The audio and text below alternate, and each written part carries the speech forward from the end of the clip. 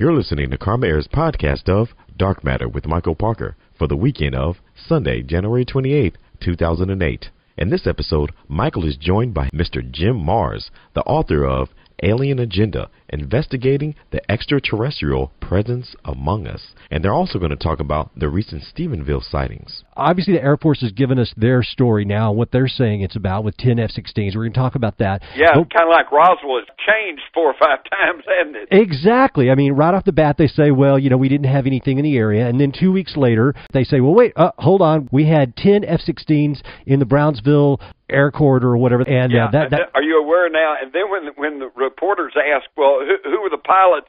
They said, we were not in contact with them. What?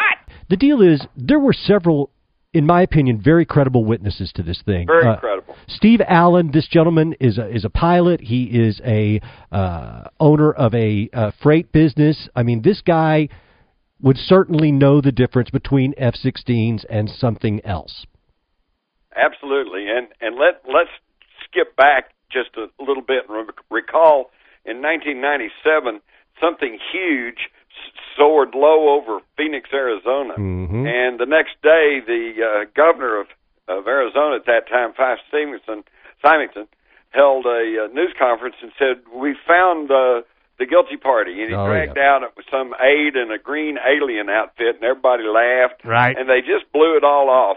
And then just last year, 10 years later, Symington, the governor, or the ex-governor now, goes on CNN and Larry King and says, well, I just didn't want to start a panic. He said, but I saw that thing myself, and it was huge, and it was unearthly, and it was a spaceship. So, hey, folks, let's don't wait for another 10 years. When these people tell us they see something, I think they saw something. I agree, Jim, and I'm glad you brought up Phoenix, because to me there are a few comparisons in this story with Phoenix. And in the Phoenix story, of course, they said they were dropping the flares in the second sighting, the 10 o'clock post sighting or whatever. And in this one, we've got now this guy coming forward that's an Iraq vet who was in a helicopter, and he was saying that he had seen some flares, and he thought probably this is what people saw. And then, of course, the Air Force comes out, and they say, well, we've got 10 F-16s that were in the air. That's probably what you saw. Well, all of that aside, what are the things... So eventually they'll put it together, and they'll say, well, it was 10 F-16s that were dropping military flares into a sundog. It's a matter of time, isn't it? Unbelievable. And the deal is, I guess, Jim, the thing that fascinates me the most, and one of the reasons I wanted to ask you about this, you, better than anybody, knows that generally UFO stories, and they happen all the time. I mean, I don't want to sound jaded. I love the UFO ET enigma as much as anyone, but it takes a lot for me to sit up after a story and go, okay, let's look at this one even closer, because so many sightings occur, of which 95%, we'll say can eventually be explained. However, regardless, they generally get short shrift in the media. Right. This story... The most amazing thing to me about this whole story is the amount of media attention that has been given to it, and some of it has been reasonably fair. Well, not only that, but to me, Michael, the most amazing thing is not only the media attention, but the fact that the government, in the form of the military, has trotted out some of their, tried and true rationalizations, military flares, sundog, 2 airliners, crossing simultaneously, F-16 fighters in the area.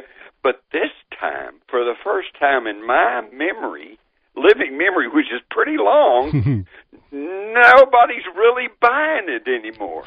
You know what, Jim? I've noticed that as well. I mean, when they show the footage of the good people of Stephenville, they've said, well, you've heard the Air Force's response to this. What do you think? And these people are just smiling, saying, no way. I'm glad to see that. I get the feeling that there's a change in the weather, and people are beginning to say, we've seen enough from Vietnam through Watergate, through all of this over the years to kind of go, I'm not so sure this time. That's absolutely right, and I'm sure you saw the news story, I think it was just about a week ago, where the Center for Public Integrity, along with a journalism watchdog group, did a study that showed that the Bush administration had made false statements, which, if you and I can't imagine that. If you and I make a false statement, we're called liars, right?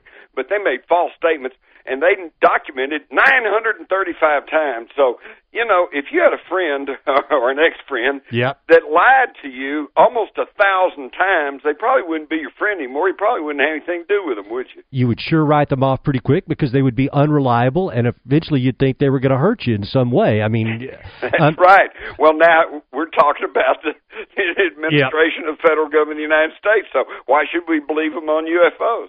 Well, let me ask you this. Do you feel with this sighting, because I in an email that I sent you a couple of weeks ago, one of the most interesting things I saw, and I apologize to the audience, I don't watch Fox a lot, so I can't tell you the name of this particular morning show, but there was a young host and hostess, and they were talking about it, and they were having fun with it, of course, but mixed in with the humor, they were actually giving away some good information about the sighting. But towards the end of it, the male host was asked by the female host, she was joking, well, do you believe? And he said, yes, I do. And I found that amazing that at this point, finally, someone on the media is admitting, whether he was sincere or not, I have no way of knowing. Right. But at least he offered a positive opinion. Yes, and that kind of blew my mind. And since then, we're seeing, I've been looking at all the YouTube, Google videos where people have taken stuff off television, posted on there. I've watched all this stuff over and over, and I'm just very impressed with the amount of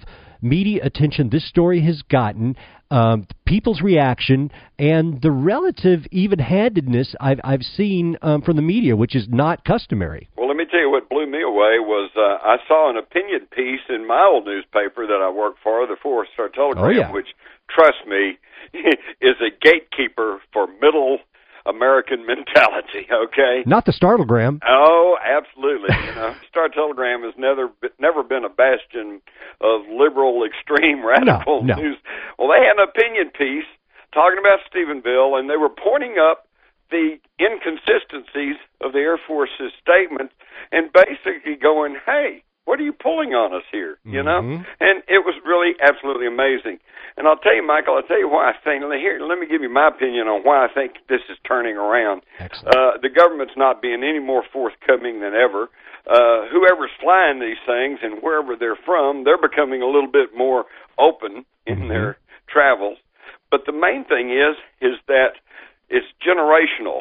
I can show you in my files, going back to the late 40s, early 50s, where the U.S. government, the authorities, the powers that be, laid on a program of denial and ridicule. There's nothing there, folks, and if you insist on saying there is, then there's probably something wrong with you. And that really was quite effective for about 50 years, okay? Because, I can't tell you how many people who, after the publication of my book, Alien Agenda, and people I'd known all my life, and they'd come up to me and say, wow, man, well, let me tell you what happened to me, or let me tell you what I saw. And I'd say, well, why didn't you tell me this before? And they said, well, I didn't want to tell anybody. I'm afraid they'd laugh at me. Exactly. And so, but see, that's breaking down because we've got new generations of people coming up, and they were brought up on Star Trek and Star Wars and the idea of aliens and E.T. and extraterrestrials and other worlds out there. It's kind of a given.